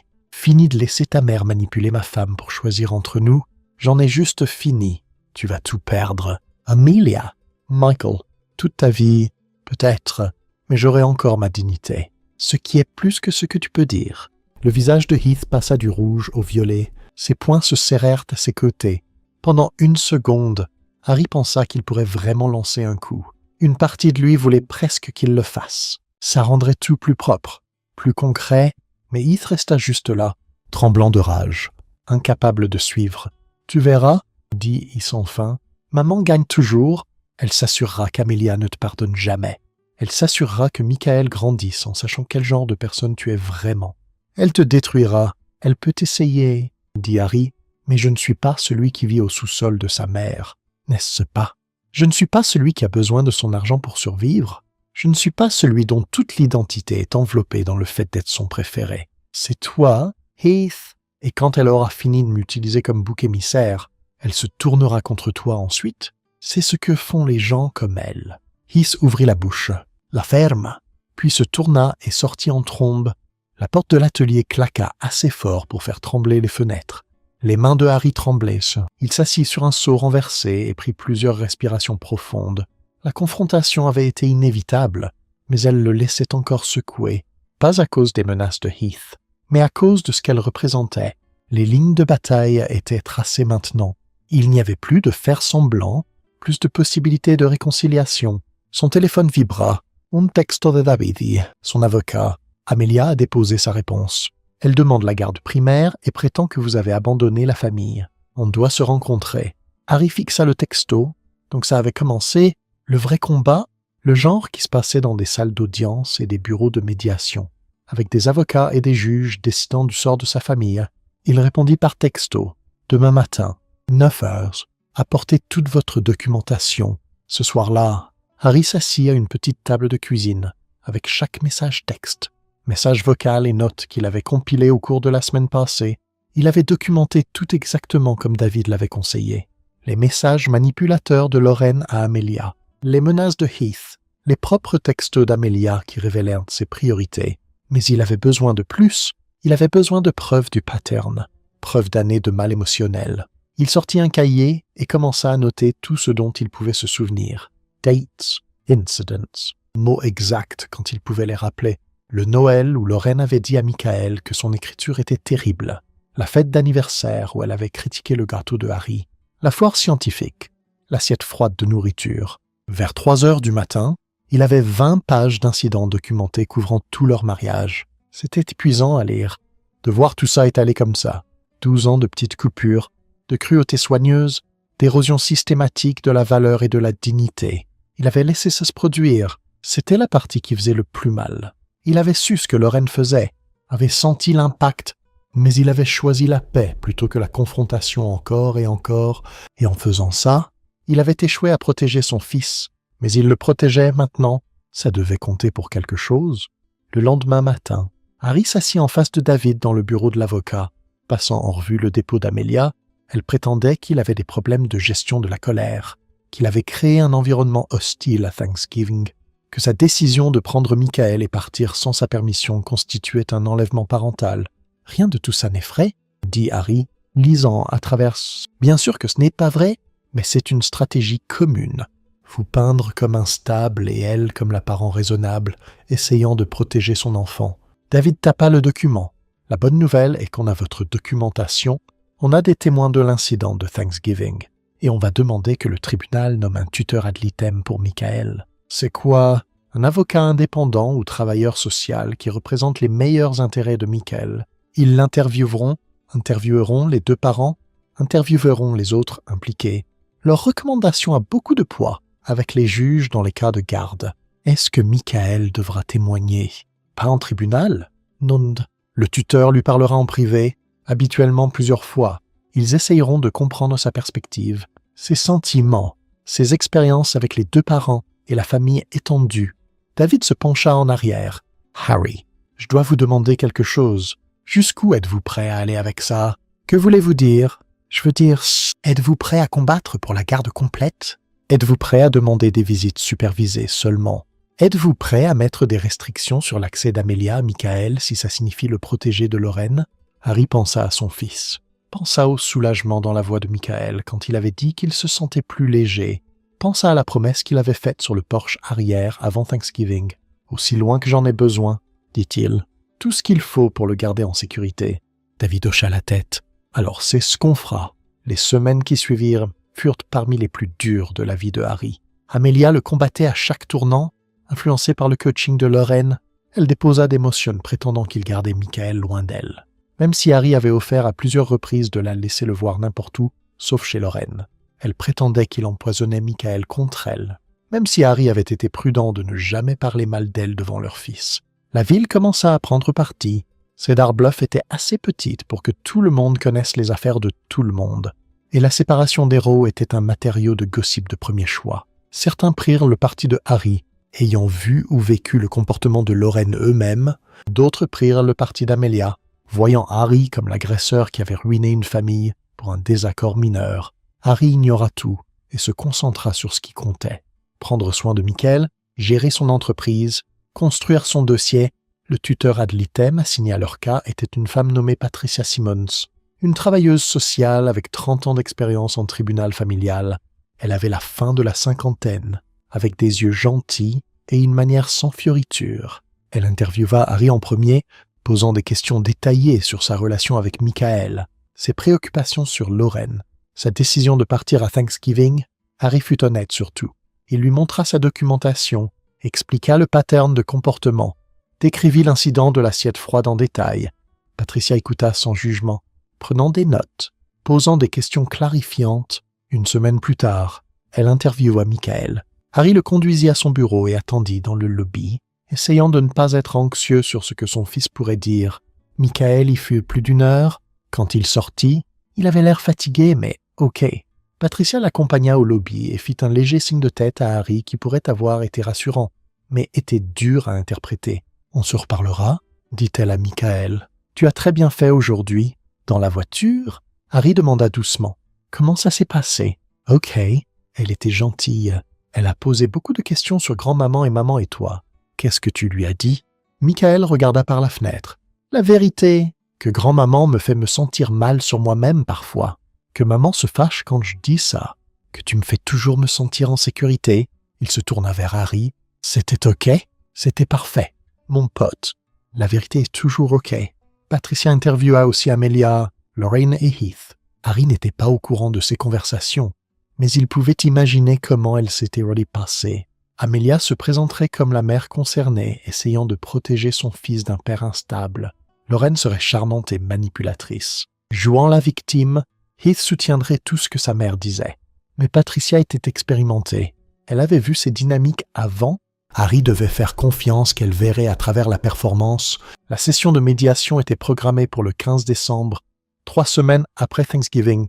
Les deux parties s'asseyaient avec un médiateur et essayaient d'atteindre un accord avant d'aller au tribunal. David conseilla à Harry que c'était surtout une formalité, qu'avec l'influence de Lorraine, Amelia était improbable à compromettre. Il avait raison. La médiation eut lieu dans une salle de conférence au palais de justice du comté. Harry s'assit d'un côté de la table avec David.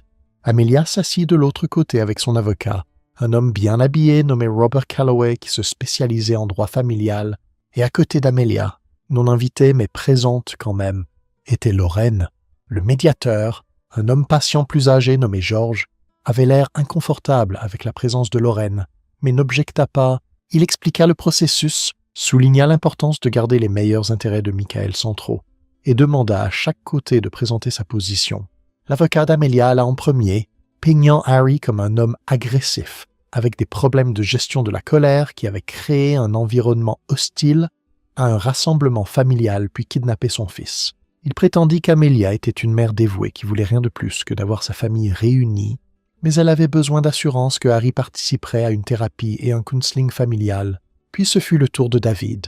Il présenta la documentation de Harry, les textos, les messages vocaux, les comptes écrits d'années de manipulation émotionnelle et de mal. Il décrivit l'incident de l'assiette froide en détail avec dates et témoins. Il expliqua que Harry ne demandait pas de garder Michael loin d'Amelia, mais plutôt de le protéger de l'influence toxique de Lorraine. Et puis il joua un message vocal que Harry avait récemment remembered de récupérer. C'était de 3 mois plus tôt quand Lorraine avait appelé le téléphone de Harry par erreur pendant qu'elle parlait à Amelia. Elle n'avait pas réalisé qu'elle l'avait composé, et le message vocal avait enregistré 2 minutes de leur conversation. La voix de Lorraine sortit par le haut-parleur, claire et cruelle. « Je ne sais pas pourquoi tu t'es contenté de lui, Amelia. Il ne va jamais rien devenir. Il répare des voitures pour vivre. Ce n'est pas une vraie carrière. Michael va grandir en pensant que la médiocrité est acceptable si tu ne fixes pas des standards plus hauts. » La voix d'Amelia, plus calme mais audible. Harry travaille dur. « Maman, travailler dur n'est pas la même chose que travailler intelligemment. Et ce garçon, il est trop sensible, juste comme son père. Tu dois les durcir tous les deux ou ils vont être des échecs tous les deux. » La salle de conférence fut silencieuse quand l'enregistrement se termina. Harry observa le visage d'Amelia. La vit pâlir, vit l'expression suffisante de Lorraine vaciller pour la première fois, s'est pris hors contexte. Dit Lorraine immédiatement. David ne lui répondit pas.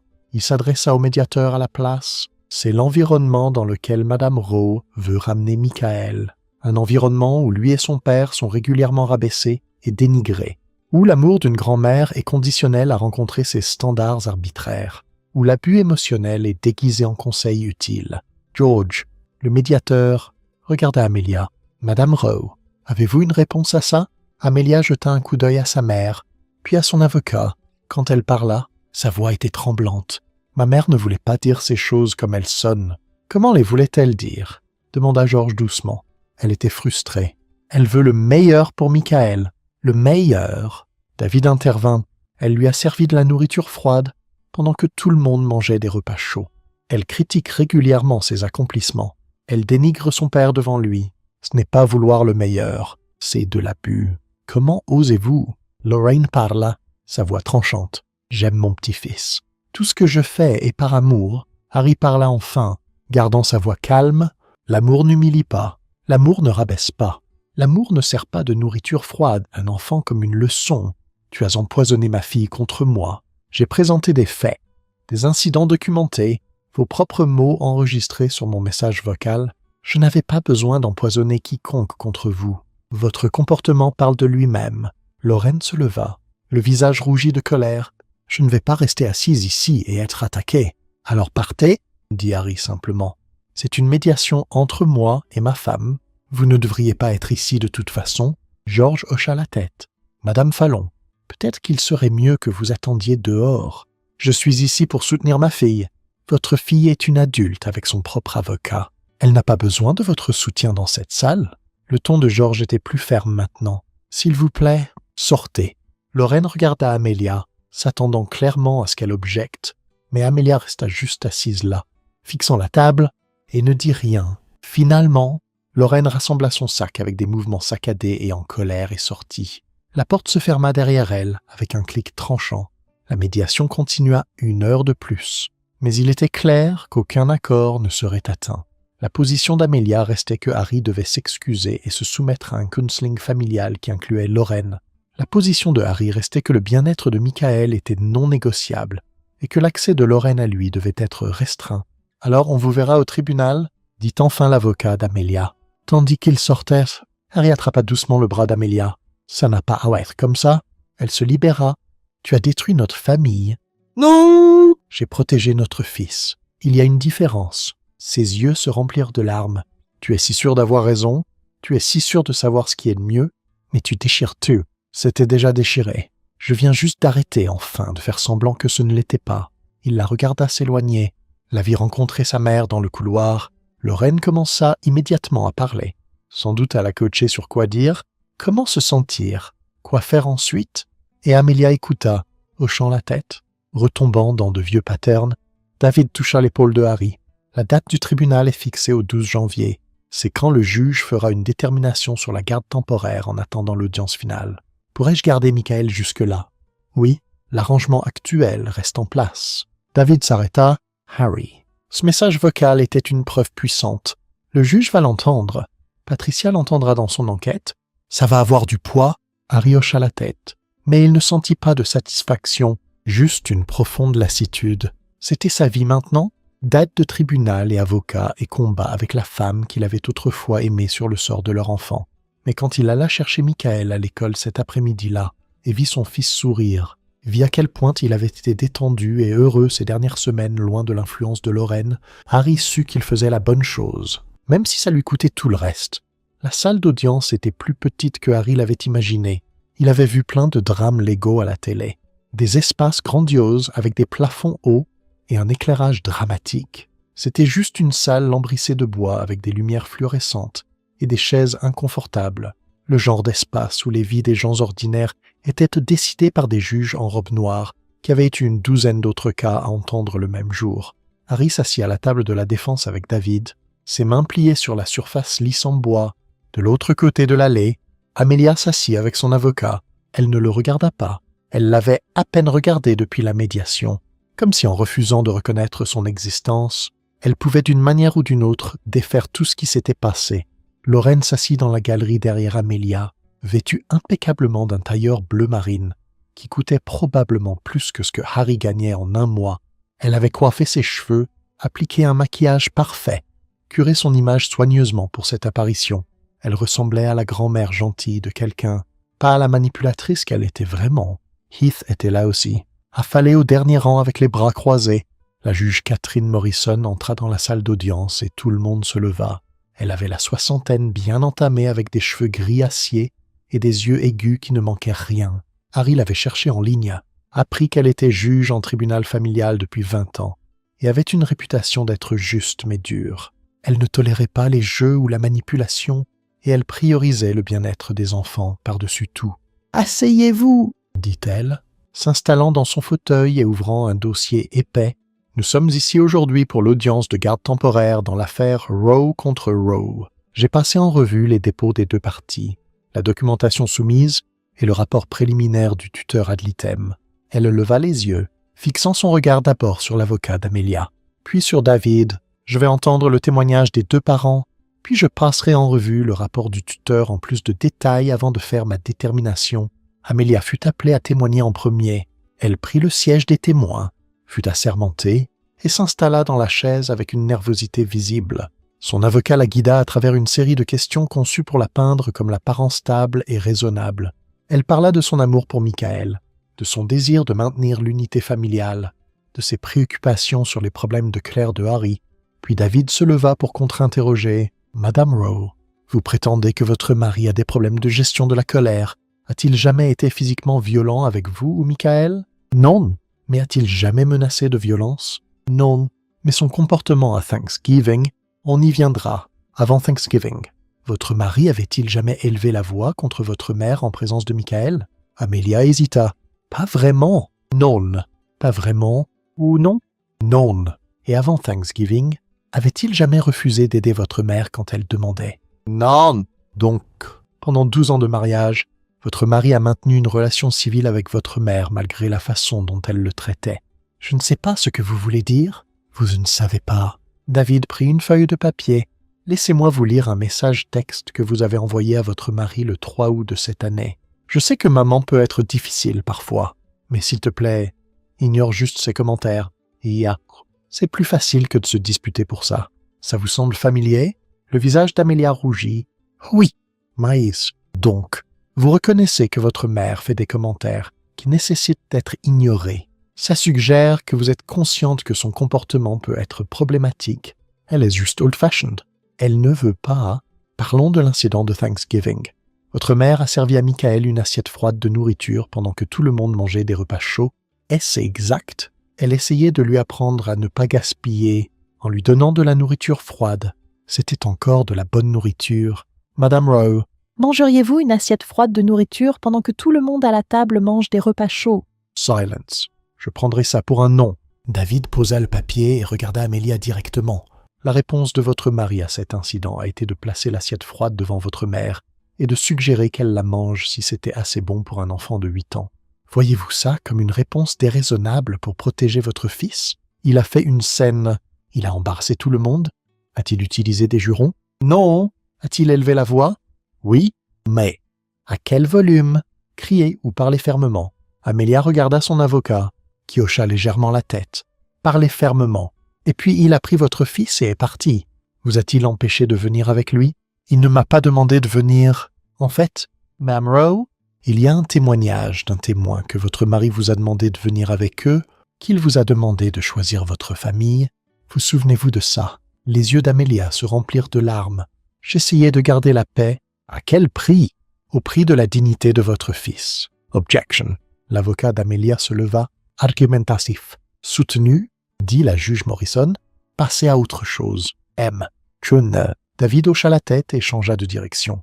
Madame Rowe, depuis que votre mari est parti avec Michael à Thanksgiving, combien de fois avez-vous vu votre fils? Seulement 2 fois. Harry ne me laisse pas le voir plus souvent. Est-ce exact? Laissez-moi lire des messages textes entre vous et votre mari. David sortit son téléphone. Le 30 novembre, votre mari a écrit « Tu peux voir Michael quand tu veux. Je demande juste que ce ne soit pas chez ta mère. » Votre réponse était « C'est ridicule. Ma mère a le droit de voir son petit-fils. » Il a répondu « Alors on peut arranger des visites quelque part de neutre. » Vous n'avez jamais répondu. Est-ce correct? J'étais fâché. Le 7 décembre, votre mari a écrit à nouveau « Michael aimerait te voir. Pouvons-nous nous rencontrer au parc demain? » Vous avez répondu « Pas sans ma mère. » Est-ce exact? Amelia ne répondit pas.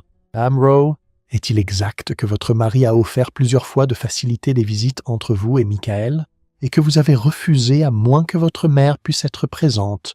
Elle est sa grand-mère. Ce n'est pas ce que j'ai demandé. Avez-vous refusé des visites qui n'incluaient pas votre mère? Finalement, calmement. Oui. Donc, quand vous prétendez que votre mari ne vous laisse pas voir Michael, ce n'est pas entièrement exact. N'est-ce pas? La vérité est que vous ne le verrez pas sans votre mère présente. Amelia s'essuya les yeux. Vous ne comprenez pas. Ma mère est dévastée. Elle a besoin de voir son petit-fils. Et votre fils, de quoi a-t-il besoin? Il a besoin de sa famille, incluant une grand-mère qui lui sert de la nourriture froide et lui dit qu'il est trop sensible. Objection. L'avocat d'Amelia était à nouveau debout. Retiré, David revint à sa place. Pas d'autres questions. Harry fut appelé ensuite. Il prit le siège des témoins avec le cœur battant, mais en s'installant dans la chaise et en rencontrant les yeux de la juge Morrison, il se sentit plus calme. C'était ça, sa chance de dire la vérité, de présenter son côté, de se battre pour son fils. David lui demanda d'expliquer les événements de Thanksgiving dans ses propres mots. Harry le fit, gardant sa voix stable, décrivant l'assiette froide, la réaction de Michael, sa propre réponse et la décision de partir. « Pourquoi avez-vous pris Michael avec vous quand vous êtes parti ?» demanda David. « Parce qu'il n'était pas en sécurité là, pas physiquement en danger, mais émotionnellement. Il était puni pour exister. On lui disait qu'il devrait être reconnaissant pour des miettes. Je l'avais regardé se produire pendant des années, et je lui avais promis que je le protégerais si ça se reproduisait. Alors je l'ai fait. Aimez-vous votre femme? La question prit Harry au dépourvu. Il jeta un coup d'œil à Amelia. La vie le regardait maintenant, faisant enfin contact visuel. « Oui, dit-il, mais l'amour n'est pas assez quand quelqu'un ne protège pas notre enfant. L'amour n'est pas assez quand quelqu'un choisit son parent plutôt que son partenaire et son fils à plusieurs reprises. » L'avocat d'Amelia le contre-interrogea, essayant de le peindre comme contrôlant et agressif. Mais Harry resta calme, répondit à chaque question honnêtement, refusa d'être ébranlé. « Vous prétendez que Madame Fallon est émotionnellement abusive ?» dit l'avocat. « Pourtant vous avez continué à interagir avec elle pendant 12 ans. Ça ne suggère pas que vous exagérez la sévérité de son comportement. »« Non, dit Harry. Ça suggère que j'essayais de garder mon mariage ensemble. J'essayais de maintenir la paix. Mais il y a une différence entre garder la paix et permettre le mal. J'ai enfin réalisé que j'avais franchi cette ligne. Vous avez enregistré une conversation privée entre votre femme et sa mère. Je n'ai rien enregistré.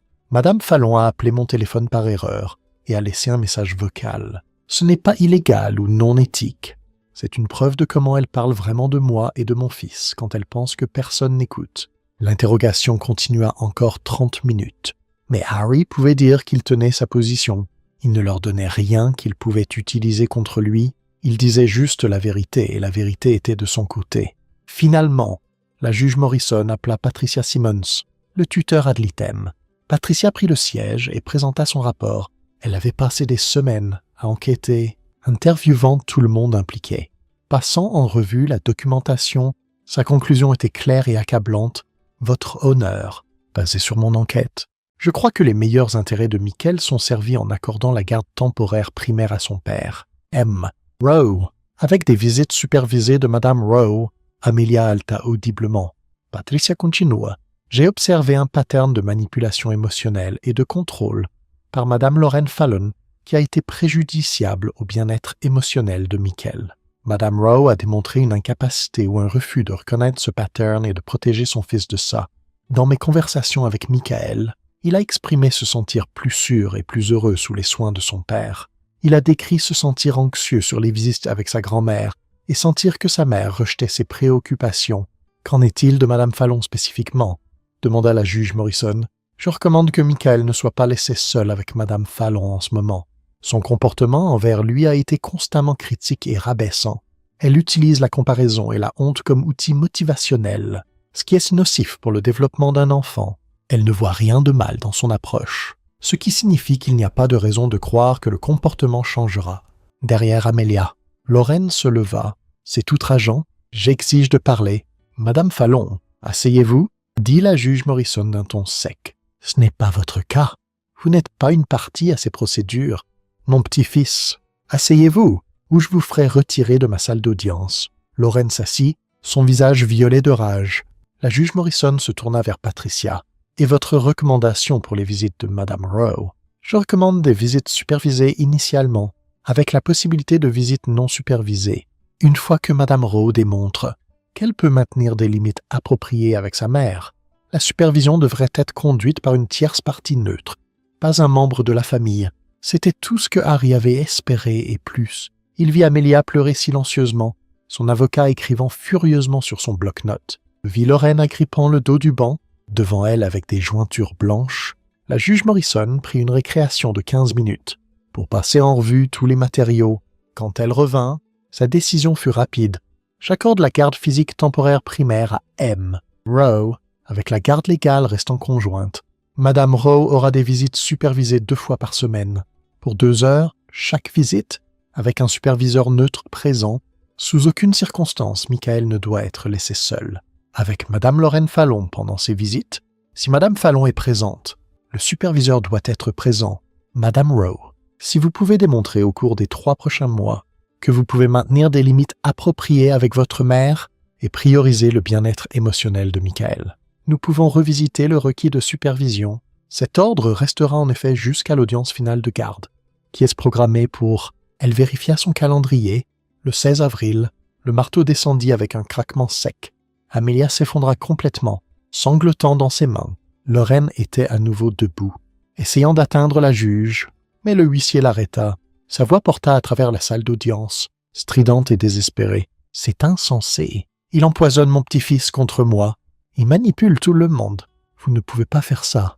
Madame Fallon, je peux et je l'ai fait. Et si vous continuez à perturber ma salle d'audience, je vous tiendrai pour outrage. » La voix de la juge Morrison était de glace. « Les preuves sont claires. Votre comportement envers votre petit-fils a été inapproprié et nocif. Rove ne manipule personne. Il protège son enfant. Quelque chose que je pourrais ajouter, que vous et votre fille auriez dû faire depuis le début. » La juge rassembla ses dossiers et se leva. « Cette cour est ajournée. » Harry resta assis en silence, stupéfait. Il avait gagné, pas complètement, pas définitivement, mais pour l'instant. Michael était en sécurité. Le tribunal avait vu à travers la performance de Lorraine et reconnu le mal qu'elle causait. David lui tapa sur l'épaule. C'était à peu près le meilleur résultat qu'on pouvait espérer. La juge était claire. Le rapport de Patricia était fort. Maintenant, on doit juste s'assurer qu'Amelia ne viole aucune des conditions. Que se passe-t-il si elle le fait? Alors on retourne au tribunal et ça renforce votre dossier pour l'audience finale. David commença à ranger sa mallette. Mais Harry, je veux que vous compreniez quelque chose. Ce n'est pas fini. Lorraine va riposter. Elle est humiliée, en colère et perdant le contrôle. Les gens comme elle ne partent pas calmement. Je sais. Le savez-vous? David le regarda sérieusement. Parce que j'ai vu des cas comme ça devenir moches. Vraiment moches. Allégations d'abus. Tentative de manipuler l'enfant. Violation d'ordre du tribunal. Vous devez être vigilant. Documentez tout. Chaque visite. Chaque interaction. Chaque tentative qu'ils font pour miner l'ordre. Harry hocha la tête. Il comprenait. C'était juste le début d'une guerre plus longue. Tandis qu'il quittait la salle d'audience, il passa Amelia dans le couloir. Elle était entourée de sa mère et de son frère, tous deux parlant en même temps, la voix de Lorraine s'élevant au-dessus des autres. Harry attrapa des fragments de sa tirade. Juge corrompu. Ce tuteur était clairement biaisé. On fera appel. Trouvera un avocat différent? C'est outrageant. Amelia leva les yeux et rencontra ceux de Harry.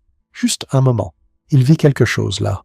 Pas de la colère, pas de la haine, juste de l'épuisement, de la défaite, la reconnaissance de quelque chose de brisé au-delà de la réparation. Puis Lorraine l'attira au loin, encore en train de parler, encore en train de comploter, encore en refusant d'accepter toute responsabilité pour la situation qu'elle avait créée. Harry sortit dans l'après-midi froid de janvier. Le soleil était lumineux, se reflétant sur les rues couvertes de neige, et l'air était vif et propre. Il resta sur les marches du palais de justice un moment, le respirant. Il avait protégé son fils. C'était ce qui comptait. Peu importe ce qui venait ensuite, peu importe ce que Lorraine essayait, peu importe les batailles qui devaient encore être menées. Il s'était levé et avait fait la bonne chose, et ça devait être assez. Les 3 mois suivants passèrent dans une sorte de routine étrange. Harry et Michael s'installèrent dans leur petite maison de location, en faisant un vrai foyer. Harry apprit à Michael à cuisiner des repas simples. Ils jouaient à des jeux de société le soir. Ils allaient à la bibliothèque chaque samedi. Des choses simples, des choses calmes. Mais Michael s'épanouit dans la sécurité et la consistance. Les visites supervisées avec Amelia étaient difficiles. Elles avaient lieu dans un centre de services familiaux, avec une conseillère nommée Madame Rodriguez, supervisant. Amelia vint seule aux premières visites, et elles se passèrent bien. Michael était heureux de voir sa mère, et y jouait à des jeux, parlait, riait même parfois, mais à la 4e visite, Lorraine se présenta. Elle n'entra pas, juste attendit sur le parking. Mais Harry la vit là quand il déposa Michael, et il vit la façon dont Amelia gardait un œil vers la fenêtre. Distraite et anxieuse, Madame Rodriguez le nota dans son rapport. La présence de la mère de Madame Rowe sur le parking a créé un stress visible. Pour Madame Rowe et l'enfant, bien qu'aucun ordre du tribunal n'était techniquement violé, l'esprit de l'arrangement de supervision a été compromis.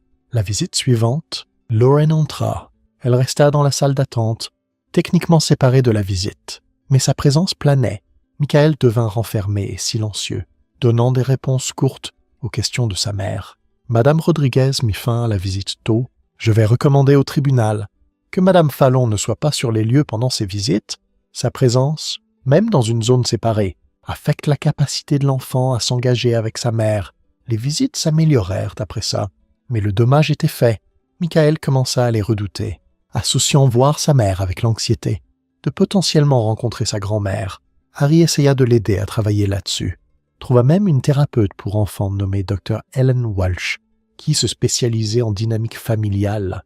Michael la voyait chaque semaine, et lentement, il commença à comprendre que ses sentiments étaient valides, que c'était OK d'avoir des émotions compliquées sur sa famille. « J'aime maman », il dit à Harry un soir, « mais je ne veux pas retourner à comment les choses étaient avant. »« Tu n'as pas à le faire ?» Harry l'assura. « Les choses ne retourneront jamais à comment elles étaient. Trop de choses ont changé. » En mars, Amelia viola l'ordre du tribunal. Elle alla chercher Michael pour une visite supervisée, mais le conduisit chez Lorraine, au lieu du centre de services familiaux. Elle le garda là 6 heures, manquant l'heure de retour programmée, et ne répondit pas à son téléphone quand Harry appela. Quand elle ramena enfin Michael, le garçon tremblait et était pâle. Lorraine avait passé toute la visite à lui dire que son père avait empoisonné tout le monde contre elle, qu'elle était la vraie victime, que Harry détruisait leur famille. Harry appela David immédiatement. Ils déposèrent une motion d'urgence le lendemain. L'audience fut brève. La juge Morrison n'était pas contente. « Madame Rowe, vous avez violé un ordre direct du tribunal. Vous avez emmené votre fils précisément dans l'environnement que ce tribunal a déterminé comme nocif pour lui. Vous l'avez exposé à la personne que nous avons spécifiquement dit qu'il ne devrait pas être seul avec. Pouvez-vous expliquer votre raisonnement ?» Amelia, paraissant plus petite et plus défaite que Harry ne l'avait jamais vue, dit calmement « Ma mère était en crise. Elle avait besoin de voir son petit-fils. Je pensais qu'une visite ne ferait pas de mal. Une visite a fait du mal. Selon le rapport de la thérapeute, Michael a eu des cauchemars pendant 3 nuits après et a régressé émotionnellement. Votre mère a utilisé cette visite pour le manipuler, pour essayer de le tourner contre son père. C'est exactement ce que ce tribunal essayait de prévenir. » La juge Morrison secoua la tête. « Madame Rowe, je réduis vos visites à 1 fois par semaine, toujours supervisées. Je rends clair que toute violation supplémentaire résultera en la suspension complète de vos droits de visite en attendant l'audience finale. Comprenez-vous? »« Oui, votre honneur, » murmura Amelia. Tandis qu'il quittait cette audience, Harry vit Amelia et sa mère sur le parking. Lorraine réprimandait sa fille, la blâmant de ne pas s'être battue assez fort, de ne pas avoir tenu tête à la juge, de ne pas être assez forte pour protéger sa famille. Et Amelia resta juste là et l'encaissa. Comme elle l'avait encaissé toute sa vie, Harry faillit avoir pitié d'elle. Faillit. L'audience finale en avril fut anticlimax comparée aux batailles précédentes. Les preuves étaient accablantes. Le rapport final de Patricia recommandait que Harry maintienne la garde primaire, avec des visites non supervisées pour Amelia, mais avec des limites strictes autour de l'implication de Lorraine.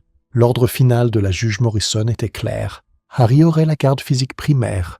Amelia pourrait avoir des visites non supervisées, mais Lorraine pourrait voir Michael seulement pendant des périodes supervisées spécifiques, 1 fois par mois. Michael continuerait la thérapie pour traiter les dynamiques familiales et le traumatisme. Toutes les parties retourneraient au tribunal dans 6 mois pour revoir l'arrangement. Le divorce fut finalisé le même jour. 12 ans de mariage se terminèrent d'un coup de stylo d'un juge. Tandis que Harry sortait du palais de justice pour la dernière fois, il se sentit plus léger qu'il ne l'avait été depuis des années. Pas heureux exactement, pas encore, mais libre. Le poids des attentes de Lorraine, des loyautés divisées d'Amelia, de faire semblant que tout allait bien quand ce n'était clairement pas le cas. Tout ça était enfin parti. Michael attendait avec la sœur de Harry, qui était descendue du Minnesota pour fournir du soutien pendant l'audience. Quand il vit Harry, il courut vers lui, et Harry le souleva même si le garçon devenait vraiment trop grand pour ça. « C'est fini ?» demanda Michael. « Ouais, mon pote, c'est fini. On va bien, on va aller bien, je te promets. » Ce soir-là, Harry et Michael conduisirent au nord de Cedar Bluff, où un petit cottage se tenait près du lac. C'était la même location dans laquelle ils étaient, mais Harry avait signé un bail à long terme maintenant, l'avait rendu officiellement le leur. Ils s'assirent sur le petit porche tandis que le soleil se couchait sur l'eau, peignant le ciel en nuances d'orange et de rose et de violet. L'air était chaud, portant les premiers signes du vrai printemps. Des oiseaux chantaient dans les arbres autour d'eux. Tout semblait calme et paisible d'une façon que Harry n'avait pas expérimentée depuis des années. Michael dit après un long silence confortable. « Ouais, merci. Pourquoi? Pour avoir tenu ta promesse. Pour m'avoir défendu. Pour t'être assuré que j'étais en sécurité. » Harry serra son fils contre lui, sentant des larmes piquer ses yeux. « Je tiendrai toujours cette promesse. » Michael. Toujours, ils restèrent assis ensemble jusqu'à ce que les étoiles sortent, jusqu'à ce que le lac soit sombre et immobile, jusqu'à ce que la nuit s'installe autour d'eux comme une couverture.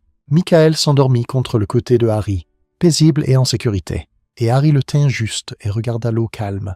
Il avait perdu son mariage, perdu ses beaux-parents, bien que ce ne soit pas une vraie perte, perdu la vie qu'il avait construite pendant 12 ans, mais il avait gagné quelque chose de plus important. Il avait regagné sa dignité, la sécurité de son fils, son propre sens de l'intégrité et du but, et il avait prouvé que parfois aimer quelqu'un signifiait le laisser libre. Se laisser libre soi-même, s'éloigner des gens qui ne vous avaient jamais vraiment valorisé en premier lieu. Harry regarda le lac, au reflet des étoiles sur l'eau sombre, et sentit quelque chose qu'il n'avait pas senti depuis plus d'une décennie, la paix, le genre qu'on gagnait en tenant enfin pour ce qui comptait, le genre qu'on ne pouvait pas acheter ou simuler ou compromettre en existence, le genre qui venait de savoir qu'on avait fait la bonne chose. Même quand ça coûtait tout le reste, Michael remua dans son sommeil, marmonnant quelque chose sur des crêpes. Harry sourit. Demain, ils feraient des crêpes. Demain, ils iraient à la bibliothèque. Demain, ils vivraient leur vie simple et calme, libre de manipulation et de cruauté et d'amour conditionnel. Demain, ils continueraient à construire la vie qu'ils méritaient. Mais ce soir, ils resteraient juste assis ici, dans l'obscurité paisible, et seraient reconnaissants pour exactement ce qu'ils avaient, l'un l'autre, la sécurité, la liberté, un avenir rempli de possibilités au lieu de douleur. Harry ferma les yeux et respira l'air frais de la nuit. Le vent portait le parfum de l'eau, du lac et des pins. Quelque part, au loin, un war à plat, son cri résonnant à travers l'eau. Il était chez lui, enfin vraiment chez lui, pas dans une maison, ou une ville, ou une relation, mais en lui-même, dans la connaissance qu'il avait combattu pour ce qui comptait et gagné, et ça valait plus que tout ce que Lorraine Fallon pourrait jamais lui enlever.